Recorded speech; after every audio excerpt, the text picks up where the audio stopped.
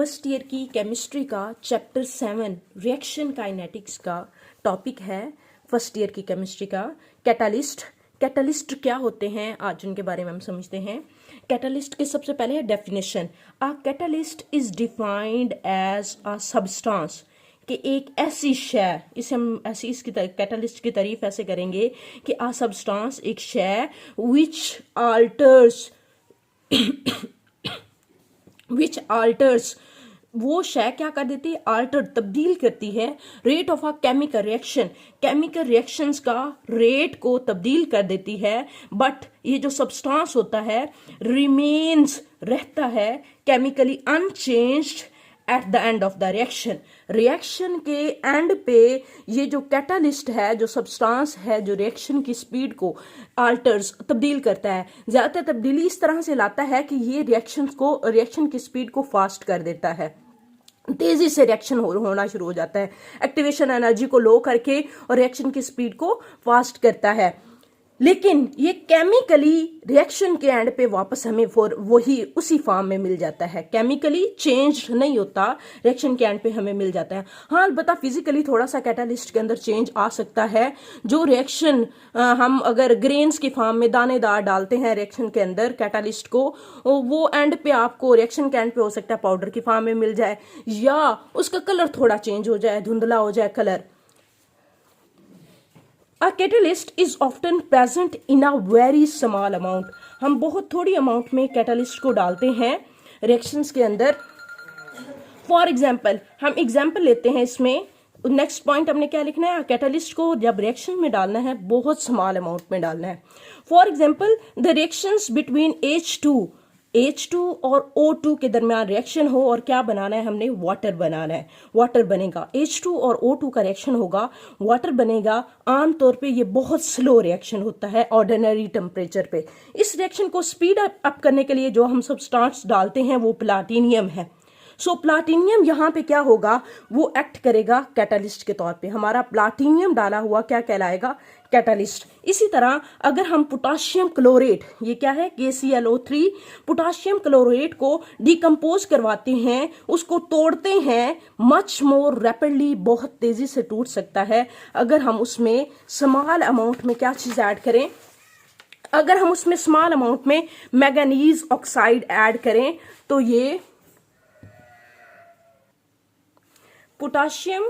दूसरी एग्जांपल हम क्या ले रहे थे, पोटाशियम क्लोरेट को अगर हम तोड़ें KCl और O2 के अंदर तो ये बहुत स्लो रिएक्शन है, इसका रिएक्शन स्पीड अप हो जाएगा अगर हम थोड़ी सी अमाउंट में क्या डाल दें, manganese oxide.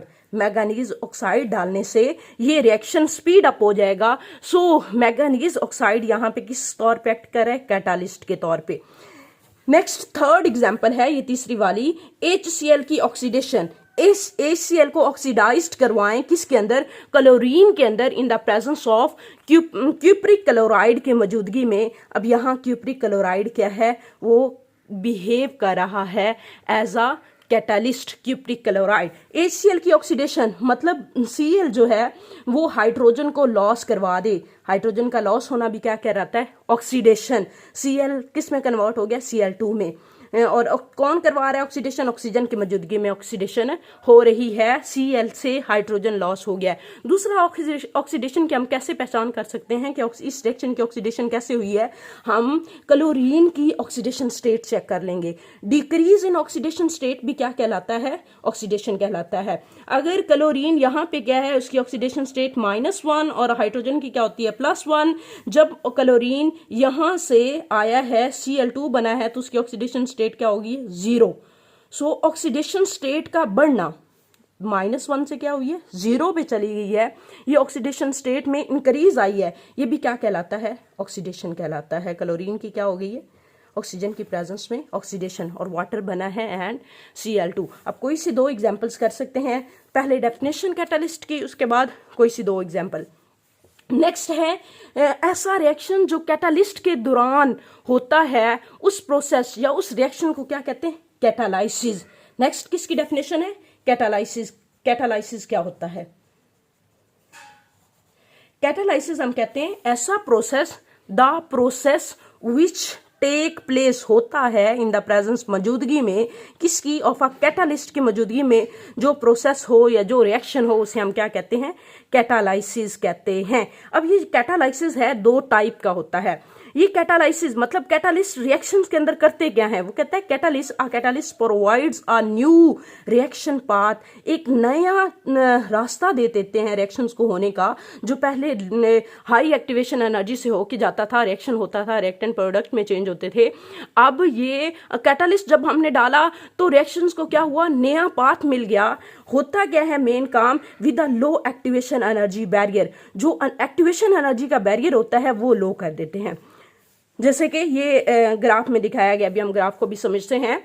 A greater number of molecules are now able to, जैसे ही एक्टिवेशन एनर्जी लो होती है, एनर्जी का बैरियर लो होता है, तो लार्ज अमाउंट, ज्यादा तादाद में मॉलिक्यूल्स जो हैं वो एक able to get over the new energy barrier and reaction rate increase, large amount में वो एनर्जी बैरियर को क्रॉस करके प्रोडक्ट में, हमारे रिएक्टेंट प्रोडक्ट में चेंज हो जाते हैं। जैसे ये ग्राफ में दिखाया गया है, प्रोग्रेस ऑफ रिएक्शन है, एक्स एक्सिस पे लिया हुआ है और वाई एक्सिस पे क्या ली हुई है, एनर्जी। अगर हम कैटालिस्ट नहीं डालते तो कर्व कैसे आती है, रिएक्टेंट्स जो हैं आपस में कोलाइड करते हैं, कोलाइड करके उन्होंने एक खास एनर्जी बैरियर को क्रॉस करना होता है, उसे कहते हैं एक्टिवेशन एनर्जी। भी रिएक्टेंट के मॉलिक्यूल्स कोलाइड करके एक्टिवेट हो गए हैं प्रोडक्ट में तब्दील होने के लिए। अगर वो इफेक्टिवली इस एनर्जी बैरियर को क्रॉस नहीं करते तो कभी भी रिएक्शन नहीं होता, रिएक्टेंट्स हमेशा रिएक्टेंट में रहते हैं।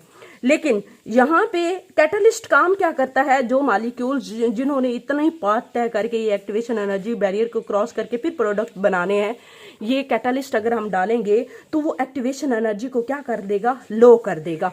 अब नया जो एक्टिवेशन एनर्जी का पॉइंट बैरियर मिला है वो ये, so large amount, greater number of molecules collide करके काबिल बन जाते हैं नया एनर्जी बैरियर को क्रॉस करने के लिए। तो रिएक्टेंट से प्रोडक्ट भी एक स्पीडली बनते हैं और बनते भी ज्यादा हैं।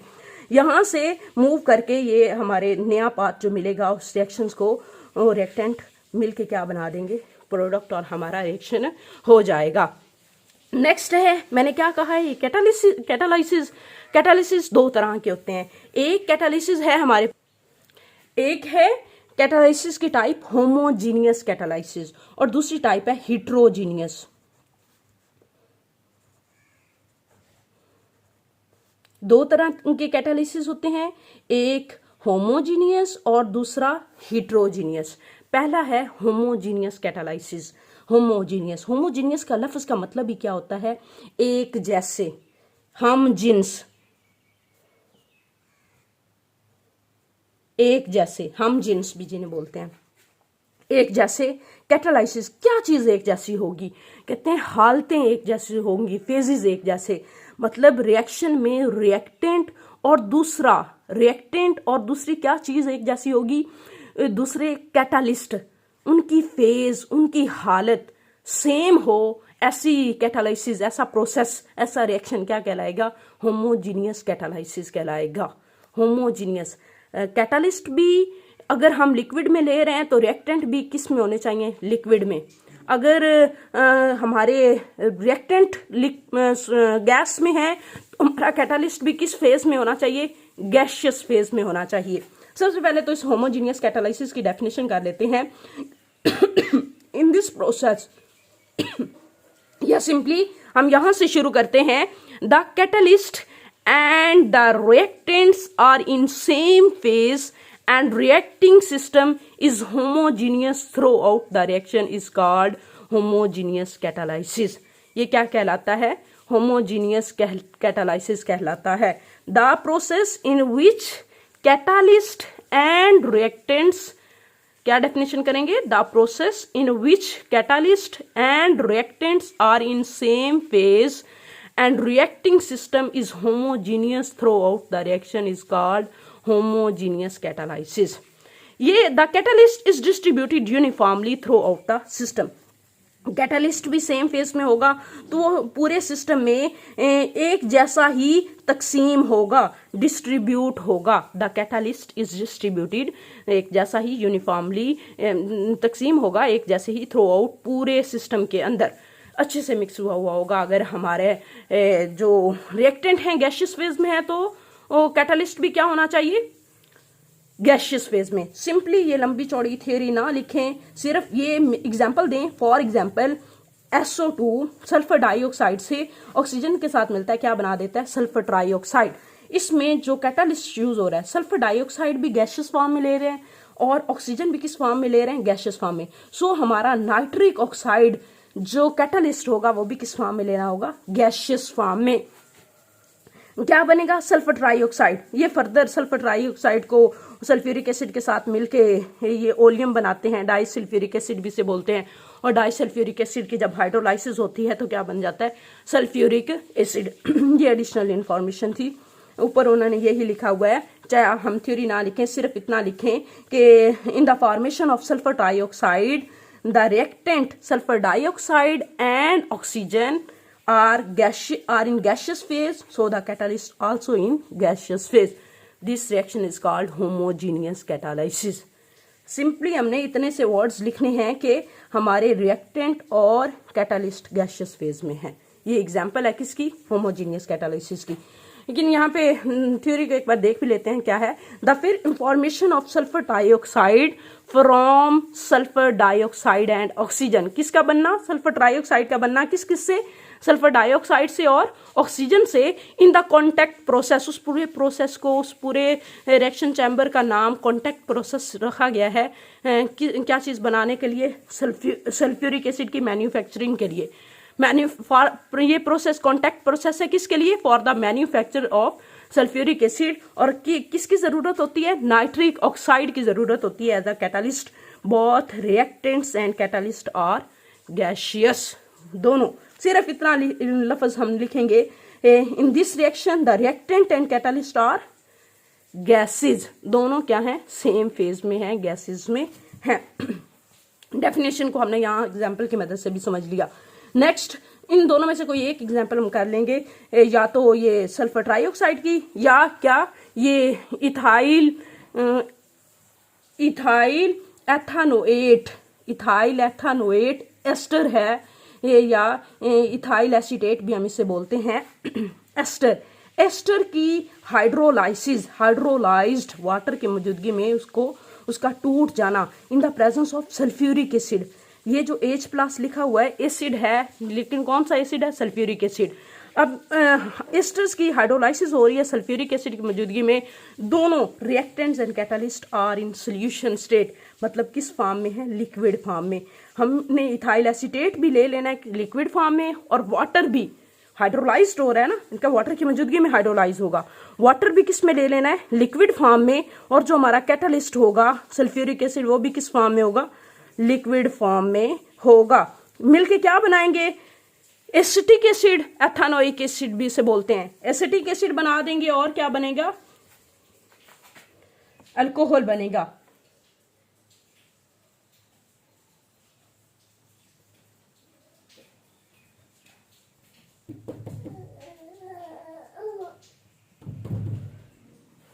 Plus ethanol. एसिटिक एसिड को खोल के हम ऐसे भी लिख सकते हैं, CH3 C double bond O and OH, ये एथानोल है। नेक्स्ट है दूसरी टाइप है हिट्रोजीनियस कैटालाइसिस। हिट्रोजीनियस क्या होता है, हिट्रोजीनियस का मतलब होता है, हिट्रो मतलब होता है मुख्तलिफ, जो हम जिन्स ना हो, अलग अलग हों, मुख्तलिफ। हिट्रोजीनियस कैटालाइसिस यहाँ हम समझ लेते हैं, वही डेफिनेशन दोहरा देंगे, सिर्फ सिंपल ये बात करेंगे, कैटालिस्ट और रिएक्टेंट हमारे क्या हैं, डिफरेंट फेज में हैं। The reaction in which the catalyst या the process in which the catalyst and reactants are in different phase में हूँ, मुख्तलिफ हालत में हूँ, तो क्या कहलाएगा, हिट्रोजीनियस कैटालिसिस। ये प्रोसेस क्या कहलाएगा, हिट्रोजीनियस कैटालाइसिस कहलाएगा। मोस्ट इसमें मतलब एक चीज, अगर रिएक्टेंट सॉलिड में ले रहे हैं या रिएक्टेंट गैसियस में ले रहे हैं, तो हमारा जो कैटालिस्ट होगा वो सॉलिड में ले लेंगे। रिएक्टेंट क्या है, या तो हम लेते हैं गैस में या लिक्विड में, और मोस्टली कैटालिस्ट क्या ले रहे होते हैं, सॉलिड के अंदर। यहाँ यही लाइन लिखी है, most catalyst are in solid phase while the reactants are in gaseous और लिक्विड फेज। इतनी डेफिनेशन हो गई। और नेक्स्ट पॉइंट है एग्जाम्पल का। फॉर एग्जाम्पल, एग्जाम्पल हमने क्या ले लेना है, फॉर एग्जाम्पल लिख के नीचे ये रिएक्शन लिखना है, NH3 अमोनिया की हो रही है ऑक्सीडेशन और कन्वर्ट हो रहा है नाइट्रिक ऑक्साइड में। नाइट्रिक ऑक्साइड में ये नाइट्रिक ऑक्साइड फर्दर क्या बनाएगा, नाइट्रिक एसिड बनाएगा। नाइट्रिक ऑक्साइड से क्या बनेगा, नाइट्रिक एसिड। जैसे वहां हमने सल्फर ट्राइऑक्साइड से कहा कि सल्फ्यूरिक एसिड बनेगा। ये भी एक पूरा प्रोसेस है। लेकिन इस प्रोसेस में ये प्लाटिनियम गैस के तौर पे यूज हो रहा है, जाली यूज होती है, जो कि वर्क कर रही है, जो किस फॉर्म में है, सॉलिड फॉर्म में है। जबकि हमारे दोनों रिएक्टेंट किस फॉर्म में है, गैसियस फॉर्म में है। ये वाला रिएक्शन क्या कहलाएगा, हेटेरोजीनियस कैटालाइसिस। सिंपली हम क्या कहेंगे, both the reactant and catalyst are in different phase. Reactants are gases and catalyst is solid. Next अगला है दूसरी एग्जाम्पल, चाहे एक एग्जाम्पल करें या दो, बेहतर है कि आप एक एग्जाम्पल कर लें। हाइड्रोजिनेशन वाली इजी है तो हाइड्रोजिनेशन वाली कर लें। हाइड्रोजिनेशन क्या होता है, हाइड्रोजिनेशन हाइड्रोजन का ऐड होना। एशन का मतलब होता है प्रोसेस, एशन लफ्ज का मतलब क्या होता है, प्रोसेस। और हाइड्रोजन मतलब हाइड्रोजन का ऐड होना, addition of hydrogen. Hydrogen add करेंगे किस में, अनसैचुरेटेड ऑर्गेनिक कंपाउंड के अंदर। अनसैचुरेटेड ऑर्गेनिक कंपाउंड्स कौन से होते हैं, अनसैचुरेटेड मतलब जिसमें वो वाले ऑर्गेनिक कंपाउंड जिसमें कार्बन जो है या तो डबल बॉन्ड रखे या कार्बन कार्बन के दरमियान ट्रिपल बॉन्ड आए, ये कहलाते हैं अनसैचुरेटेड ऑर्गेनिक कंपाउंड। इस कैटालाइज्ड बाय फाइनली डिवाइडेड निकल, पलाडियम या प्लाटिनियम। कोई इन तीनों में से कैटालिस्ट ले लेना है। मोस्टली निकल लेते हैं क्योंकि निकल सस्ता होता है, जबकि प्लाटिनियम और प्लाडियम महंगा होता है। लेकिन निकल और हीट हमारे लिए फिजिबल हो जाती है, हम हीट दे लेते हैं इस रिएक्शन में। हो क्या रहा है, ये हमारी इथीन, हमारे पास क्या है, इथीन है। इथीन को हम कन्वर्ट कर देंगे इथेन के अंदर। इथीन क्या है, CH2 डबल बॉन्ड CH2, तो क्या बन गया C2H4। इसमें दो हाइड्रोजन ऐड करेंगे, एक हाइड्रोजन एक कार्बन के पास चली जाएगी, ये हाइड्रोजन इस कार्बन के पास, और दूसरी हाइड्रोजन इस, और डबल बॉन्ड हमारा टूट जाएगा कार्बन कार्बन के दरमियान इन द प्रेजेंस ऑफ निकल। निकल क्या है, ये दोनों किस फेज में है, गैसियस फेज में, जबकि निकल क्या है, सॉलिड। सो ये रिएक्शन की एग्जांपल किसकी है, हेटेरोजीनियस कैटालाइसिस की। सिंपली आपने रिएक्शंस देना है, और ये रिएक्शन चाहे खोल के लिख लीजिएगा ऐसे, एंड बन जाएगा हमारा प्रोडक्ट H3C बॉन्ड CH3। इसे कहते हैं इथेन। इथेन से क्या बना, इथेन। और इनमें हमने क्या कहना है कि reactant are gases but catalyst is solid, so both are different, that's it। Example ये दे के और ये कहना है कि reactants and catalysts are not in same phase, reactant gases and catalysts are solid। आज के लिए इतना ही, नेक्स्ट इंशाल्लाह हम अगला टॉपिक करेंगे।